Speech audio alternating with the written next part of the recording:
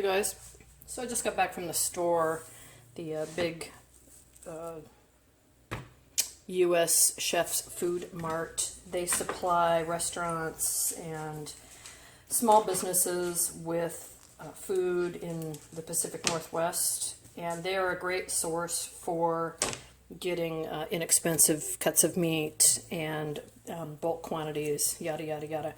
Anyway, this 80/20, it's a little fattier than I usually buy, but you can see this is today's date, and so they were running a special, and it was 25% off, which brought it underneath $2 a pound. So, you know me, I'm out there, I'm buying it. So I'm clipping it into about 2-pound things from this big cylinder. It's called a Chub. I think that's a horrible name, horrible, but I'm taking it and I'm using these markers, 1 pound, 2 pound, and I'll cut here at this to this beginning one, and it's supposed to come out to 10 pounds. However, I think it's more like 9. I should weigh one. I bought several. Okay, so what's my point? My point is that when you are getting ready to put this into the freezer, you know, you got yourself one of these Ziploc bags.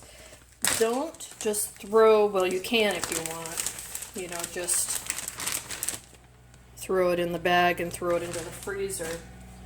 But if you take the plastic off the meat and put it in more plastic, well, you can put it in glass if you want. Anyway, this is an old trick.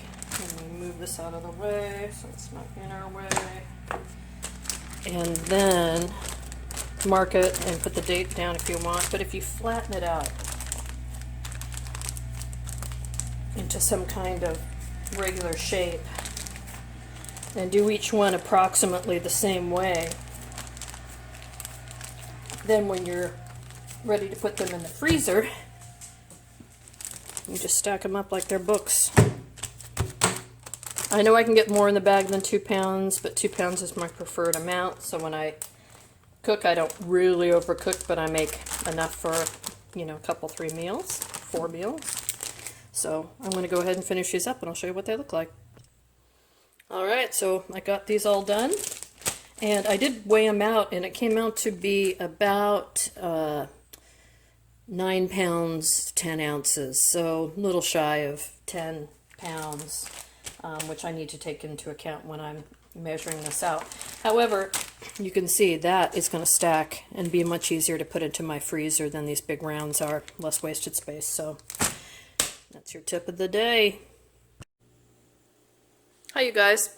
So I went to that restaurant supply store that I go to, and I got another awesome deal on chicken thighs. I love my chicken thighs, and I'm using that same technique that I used with the ground beef. So I'm putting them all in bags and flattening them out. So let's see, 1, 2, 3, 4, 5, 6, 7, 8 bags, 4 pounds each, 32 pounds chicken, and I've got some more to put into more bags. What was really interesting about this chicken is that these chicken thighs are halal chicken thighs, and which to me is a higher quality because the animals are raised in a better atmosphere than we usually do as Americans, not factory farmed. The animals are respected from the time that they're born until the time that they're slaughtered, and they're slaughtered in a particular manner. So halal takes a lot more time, a lot more effort. I got 40 pounds for like 85 bucks at the restaurant supply store. So, you know, the bummer is it comes in this huge giant box. You got to let it thaw enough to deal with the parts. A lot of it's still frozen, but I put it in my Ziploc baggie. I take my bag, I shove it in this thing, then I fill it with chicken until the weight is reached, and then I bag it and move it. Anyway, my point is that up and down saves space in the freezer.